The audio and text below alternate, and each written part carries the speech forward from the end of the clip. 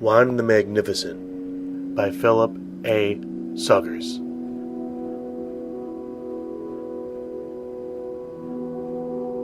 Juan the Orphan joined the Circus Invisible on the afternoon of his 9th birthday, but he spent that morning, like any other, wandering his neighborhood of St. Pierre, looking for something to eat. Stomach grumbling, he picked his way through the darkened alleyways hung with loops of washing and lined with convenience stores, hair parlors, and family shops that only sold pajamas or underpants.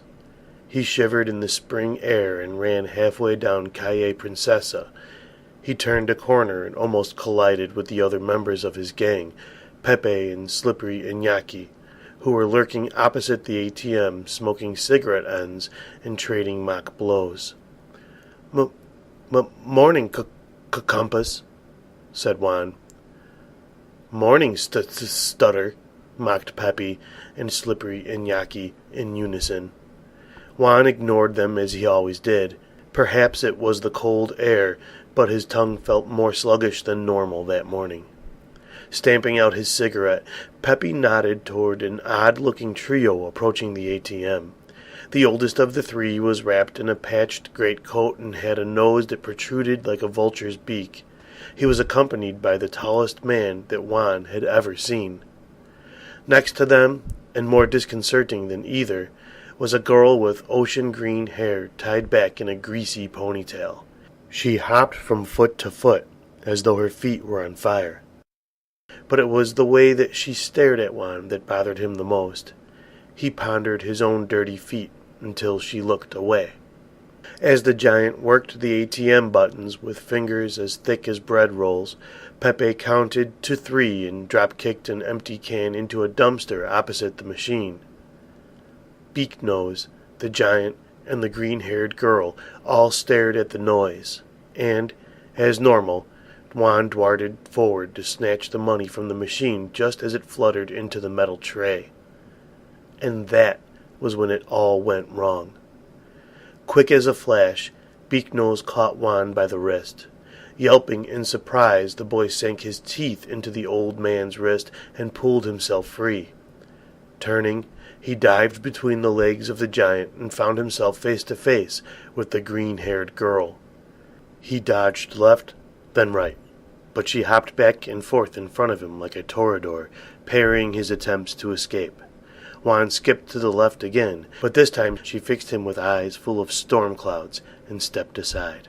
Attracted by the commotion, a police officer on the other side of Calle Princesa shouted at Juan to stop, but the boy ran full tilt into the gloom of the Barrio Gótico. Pumping his arms and puffing like a steam train, he cut across the stone courtyard of Placa San Felipe Neri and skidded past its dead fountain. Sliding to a stop, he ducked into the chapel of Santa Teresa, whose walls were still pockmarked from a loyalist bomb that had fallen there one sunny morning in 1936. Juan dropped to the floor and rolled beneath a pew where dust tickled his nose and his tongue throbbed. He counted to 10 as the thudding in his chest ebbed. The sunlight in the church pulsed, and he became suddenly aware that someone was standing over him. A meaty paw grabbed Juan by the scruff of the neck and hoisted him to his feet. The boy stood face to face with the giant that he had just robbed. Behind him, the little girl, her dirty braids now hanging to a waist dappled with silver scales that curved to a fish's tail. Next to her stood Beak-Nose, who scowled and pointed to the half-moon of teeth marks on his wrist. "Hold on to him, little Anton," said the old man.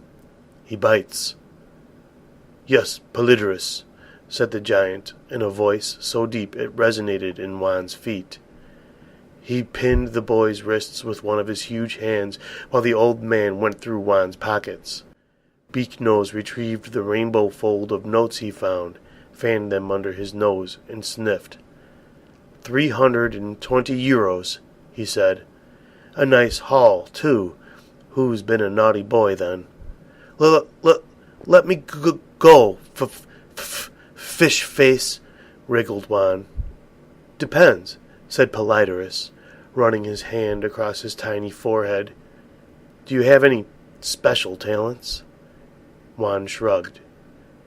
Can you smell what people are going to say before they say it, for example? Said Politerus, leaning toward Juan and sniffing. Or maybe, said the mer-girl, if you flap those big ears of yours you can fly? Juan scowled and poked his aching tongue out at her. And that was when it happened. With a sound like an unfurling blind, the pink blob of Juan's tongue just kept coming and coming. It slid out like an eel, rolled about like an elephant's trunk, and lay glistening on the floor. Juan made a gurgling sound, as surprised as anyone to find his mouth filled with the taste of dust and stone. "Bravo!" cried the mer-girl, drumming her tail on the floor with excitement. Replied Juan. "Magnificent!" exclaimed Politerus. "You're in, my boy. You are in." He clapped his hands 3 times, at which all the members of the Circus Invisible disappeared just as the police officer arrived at the church. After examining every hiding place, he took off his cap and scratched his head, puzzled at how the little urchin had escaped. He crossed himself beneath Santa Teresa's painted gaze and sat on the church steps in the sunlight, watching as the leaves from the lemon trees dropped one by one onto the silent stones of Placa San Felipe Neri.